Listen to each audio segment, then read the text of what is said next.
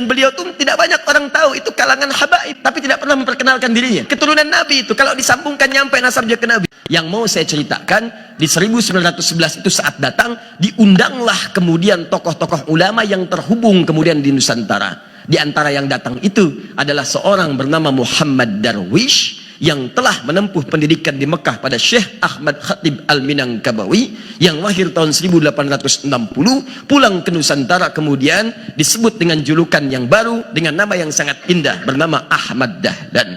Kiai Haji Ahmad Dahlan datang ke pertemuan itu, diskusi, dan beliau tuh tidak banyak orang tahu, itu kalangan habaib. Kiai Haji Ahmad Dahlan itu habib, tapi tidak pernah memperkenalkan dirinya. Ya habib, keturunan Nabi itu, kalau disambungkan nyampe nasabnya ke Nabi.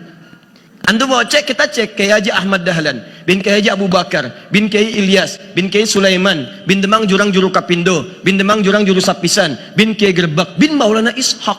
Siapa Maulana Ishaq itu? Anaknya Jamaluddin Al-Akbar Al-Husaini.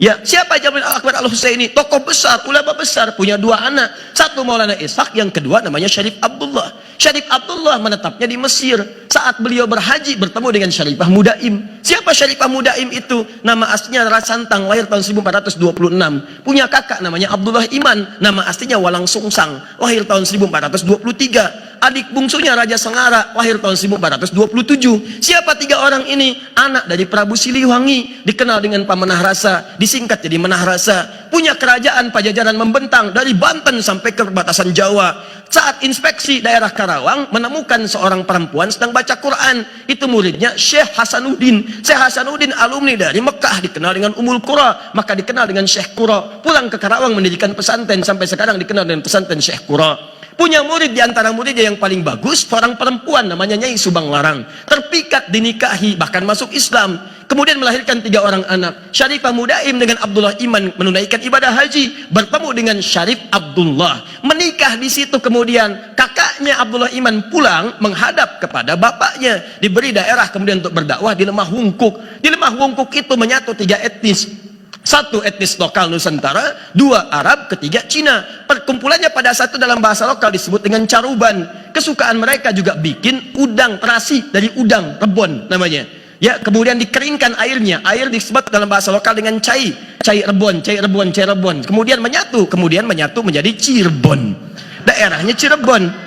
Carubannya bertahan di wilayah Lasem. Jadi kalau dari Cirebon itu mau ke Lasem, Anda teruskan jalur Pantura sampai nanti masuk ke arah Semarang. Semarang lurus, mau ke arah lurus, depannya ada flyover, kirinya tandanya Masjid Syekh Ahmad Jumadil Kubra, warnanya hijau, kubahnya warna emas, depannya ada 3 gerai ATM, CMB Niaga, Mandiri, kemudian BNI. Lurus, sebelah kanan doriahnya jembatan flyover, belok kiri, lurus terus tembus ke Demak, Demak tembus Kudus, Kudus tembus Pati, Pati tembus Rembang. Dari Rembang 10 menit lurus sebelum Masjid Agung, sebelah kiri ada wilayah namanya Caruban, Pantai Caruban. Lurus sedikit sekitar 50-100 meter, sebelah kanannya Karangturi, pusat orang Cina pertama datang ke Nusantara. Lurus sedikit terus lagi Masjid Agung sebelah kanannya. Sebelum ke situ sebelah kirinya berpapasan jauh itu pesantren terkenal yang diantara pendiri Nahdlatul Ulama itu ada di situ. Sekarang cucunya namanya Kiai Haji Abdul Qayyum, dikenal dengan Gus Qayyum. Lurus sedikit sekitar 30 kiloan lah ke arah situ, nggak nyampe sebetulnya, mungkin 15-20 kilo, itu sampai nanti ke tapaknya Pesujudan Sunang Bonang. Naik ke atas sedikit sampai ketemu juru kunci namanya Pak Abdul Wahid. Dijelaskan ini sebetulnya bukan kuburan yang sering orang datang ke situ, kuburannya yang ada di sini, cuman tidak dipublikasikan supaya tidak banyak dikultuskan dan lain sebagainya. Itu ada, kalau Anda telusuri ketemu di situ. Nah, kemudian Syarifah Mudaim ini menikah dengan Syarif Abdullah, melahirkan seorang anak namanya Syarif Hidayatullah. Belajar di Mesir pada masyayikh di sana, di antaranya Syekh Ibnu Athaillah As-Sakandari. Selama 20 tahun beliau belajar, pulang kemudian ke Nusantara, diberikan wilayah di Gunung Jati, dikenal dengan Sunan Gunung Jati. Sampai menikah, melahirkan 7 orang anak. Anak pertama Muhammad, anak keduanya perempuan, menikah dengan seorang panglima dari Pasai, dikenal dengan Fathullah atau Fatahillah atau juga Faletehan. Itulah yang diperintahkan kemudian oleh Sunan Gunung Jati untuk membebaskan Sunda Kelapa dari kungkungan Portugis pada saat itu yang datang ke Nusantara lewat Selat Malaka tahun 1511. Setelah terjadi perjanjian Tordesillas tahun 1494, dunia dibagi dua oleh Paus Alexander yang ke-6.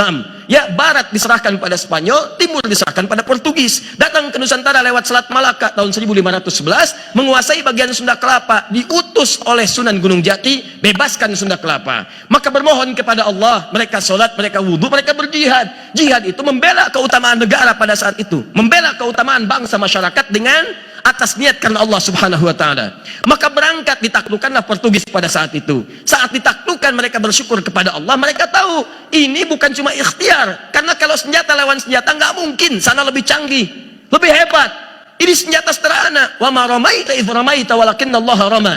Allah yang bantu. Maka mereka kemudian teringat dengan ayat Al-Quran, ini fathun, pembukaan dari Allah, bukan sekedar berjuang. Maka disebutkanlah kemudian nama kota itu dengan nama pertama di surah ke-48 ayat yang pertama, inna fatahna laka fatham mubina.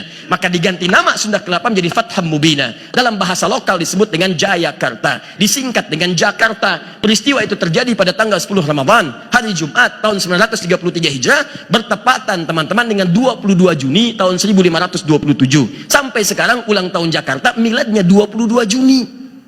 Sampai sekarang. Apa hubungan dengan Kiai Ahmad Dahlan? Itu saudara Syarif Abdullah itu saudaranya Maulana Ishaq.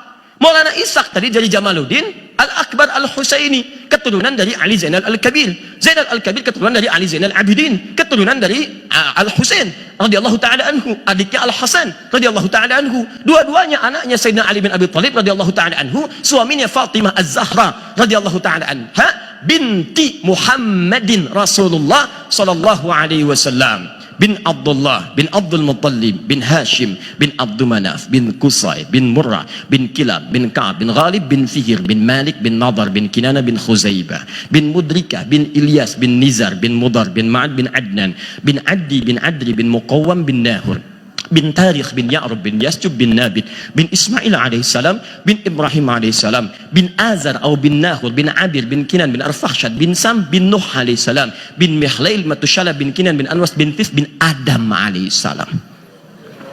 Oke, Haji Ahmad Dahlan itu nasabnya nyampe ke Nabi Adam. Ayo ulangi, mana ketua PDM? Makanya setelah pertemuan itu pulang, setahun kemudian mendirikan Muhammadiyah dengan nama datuknya, tapi diberikan ya nisbah dengan tak menunjuk pada sifat. Di Muhammadiyah itu bukan sekedar nama. Muhammad disebutkan 4 kali dalam Al-Quran. Quran surah ketiga ayat 144, Quran surah ke-33 ayat ke-40, Quran surah ke-47 ayat yang kedua dengan namanya, dan Quran surah ke-48 ayat 29.